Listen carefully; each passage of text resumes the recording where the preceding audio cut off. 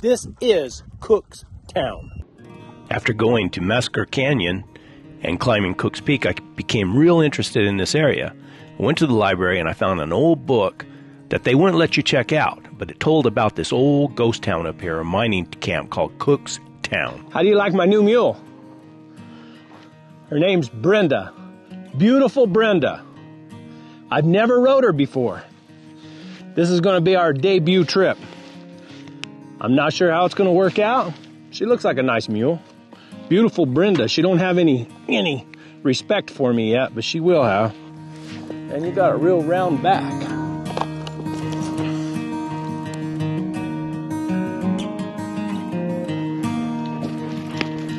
Onward and upward.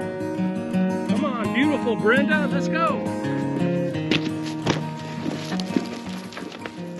In 1897, Cook's apparently hit its apogee of production with 12 active mines shipping 20 tons of concentrated ore a day from Florida Station at an estimated value of $600 per ton. Anglo miners earned $3 per day, but Mexican laborers drew only half that amount. There was also a daily stage and mail to Florida Station, a distance of 14 miles. It was also in 1897 that James Judson Hyatt moved to the Cook's Peak area. He was born in Mason County, Texas, and his family had moved to the vicinity of present-day Cloudcroft, New Mexico in 1882. Hyatt attended New Mexico State University at Las Cruces in his mid and late teens and partially offset his room and board tuition costs by taking care of Professor Hiram Hadley's team and buggy by driving the rig for him. He married Emma Holden in 1895, and in March 1897 they moved to a ranch northwest of Cook's Peak. By 1889, Upton Elwood McDaniel had already moved to Cook's, established a grocery store and saloon, and was operating the post office. On November 28, 1889, he married 30-year-old Winnie Ann Lee George, allegedly a distant cousin of Robert A. Lee. She had been previously married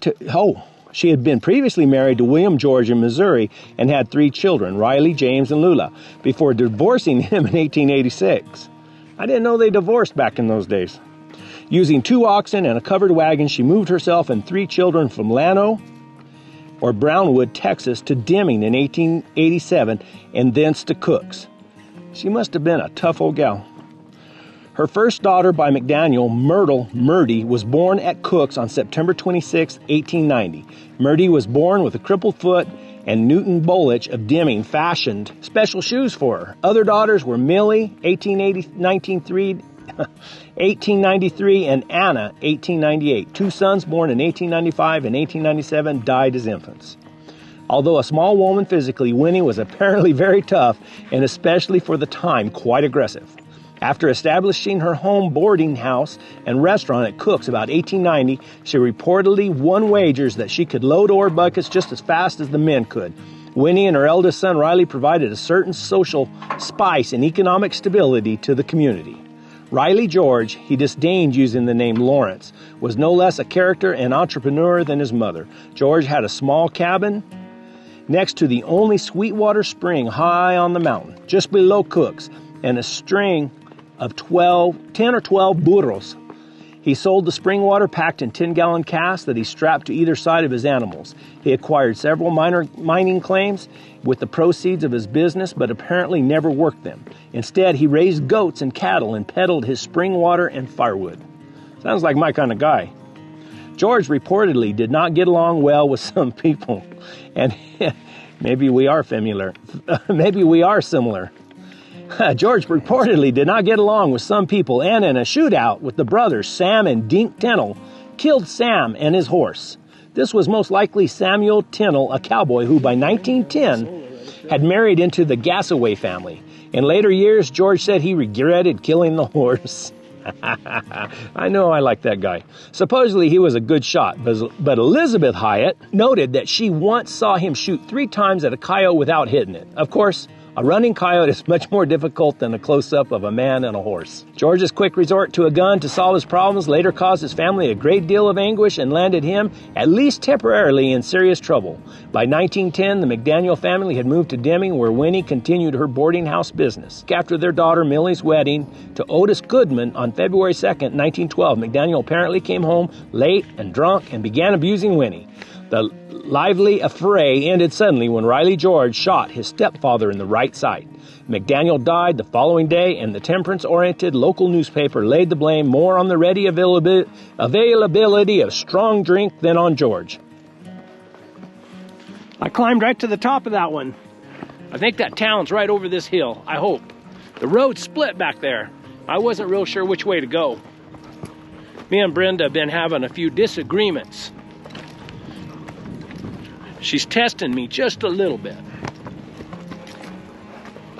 Anyway, she just has to learn that I don't put up with it. I don't know if a mule can learn that.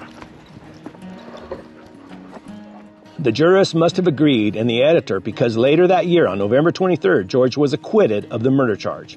One time, when George's mother was ill and he needed money, he sold his ex-bar brand cattle to Hyatt. Hyatt kept the cattle, branded the calves, and when George had recovered financially, sold the stock back to him for the original amount. George was reputed to have been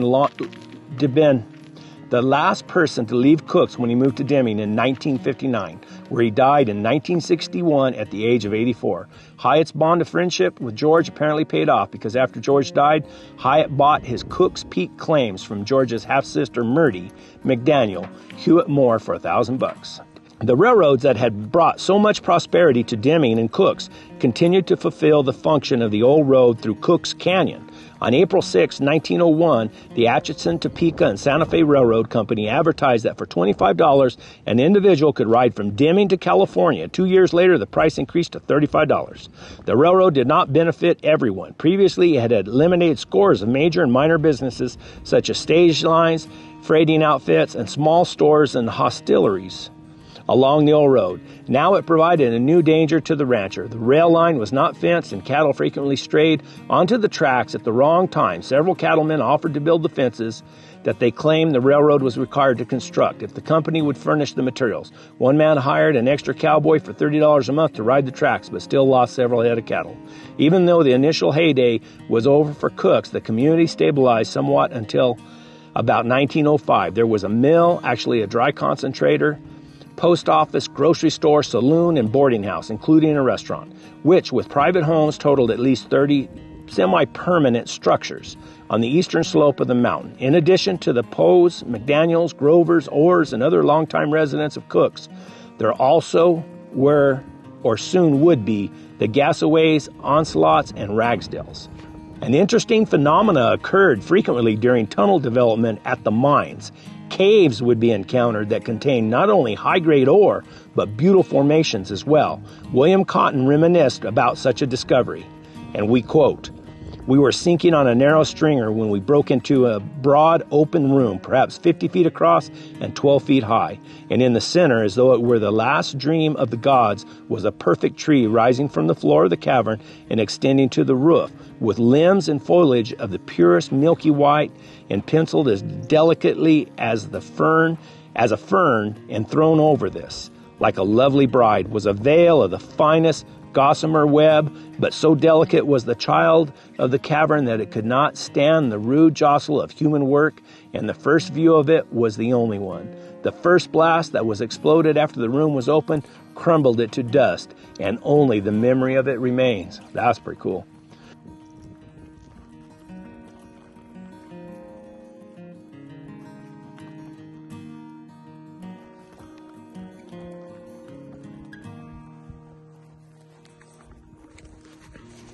That's pretty cool. Hey, if you guys know what kind of car that is or what year or anything, put it in the comments down below, because I don't have any idea. I do know it's old, and I do know it's cool. We're going to wander around out here and take a look around, see what we can find. This is Cook's Town.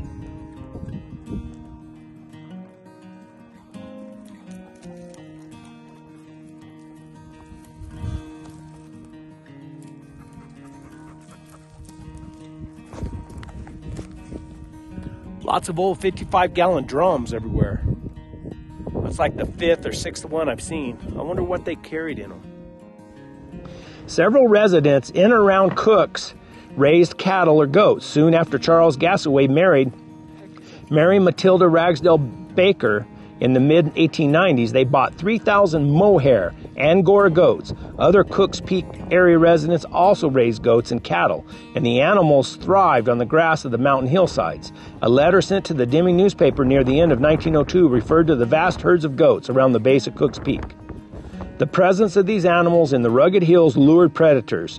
The Deming paper reported that Charles Pace shot 2 large bobcats that were raiding his goat pen, located near the post office, and that 15-year-old Charles Grover had trapped a full-grown lynx in OK Canyon.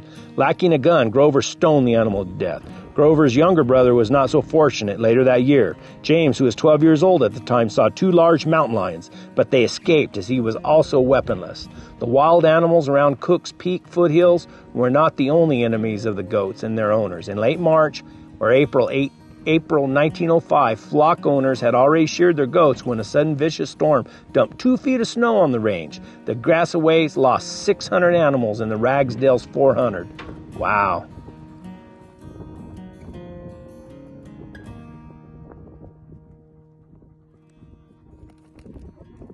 I wonder what that was.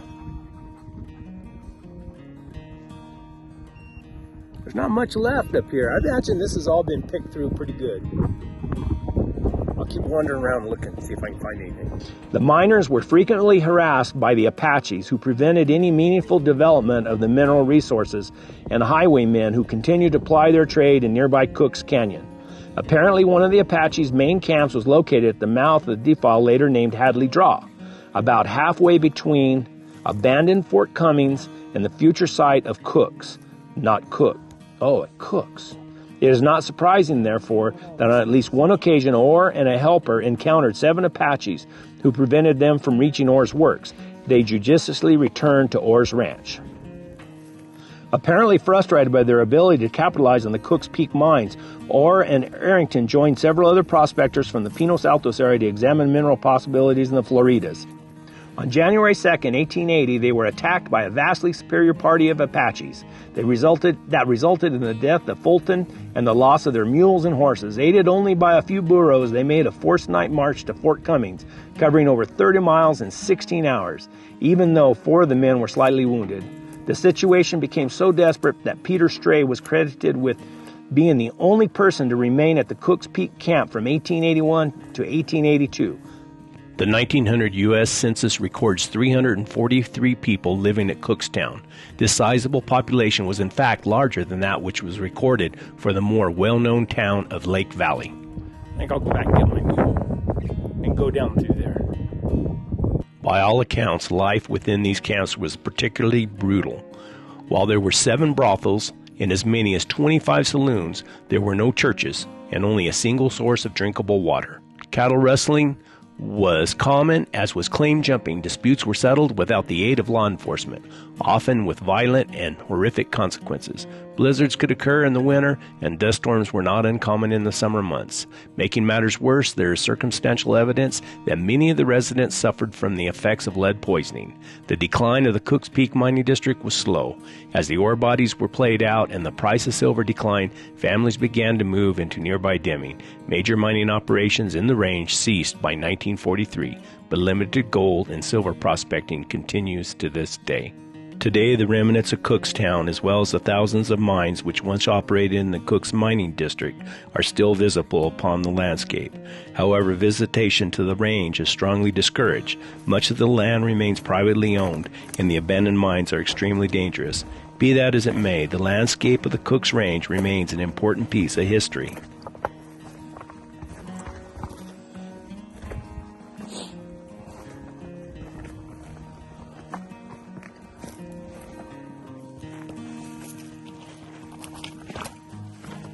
Got to lead to something. Probably a mine, I bet. Or a spring, a source of water. I guess it just leads to the bottom of the creek here. Probably at one time it had water. Or at different times of the year it has water in it. But it definitely was a trail leading from those little rock structures down into here. I never found nothing. Anyway, the dogs are trailing up through here, so I thought I'd better travel up through here and see what I can find.